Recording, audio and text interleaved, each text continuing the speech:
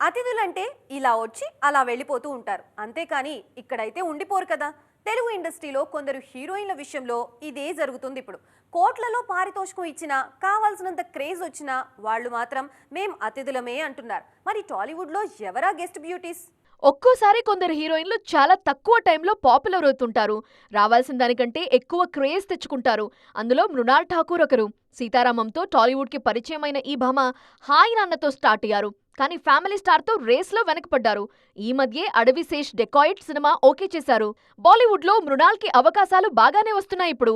ఈమె నటిస్తున్న son of Sardar 2 July 25న విడుదల కానుంది. ఈ సినిమాతో పాటు మరో 3 హిందీ సినిమాలు ఈమె చేతిలో ఉన్నాయి ఇప్పుడు. అందుకే తెలుగు ఇండస్ట్రీ వైపు చూడటమే మానేశారు మృణాల్. కియారా అద్వానీ సైతం అంతే.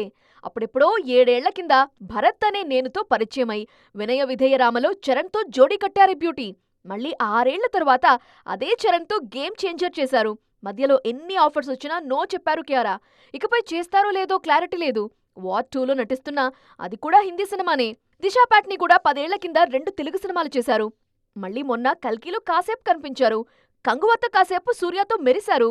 సాహో తరువాత తెలుగులో కనిపించటమే మానేశారు శ్రద్ధా కపూర్. వీళ్ళకి ఆఫర్స్ రాక కాదు, వచ్చినా కూడా నో చెబుతున్నారు కాబట్టే టాలీవుడ్లో గెస్ట్ హీరోయిన్లయ్యారు.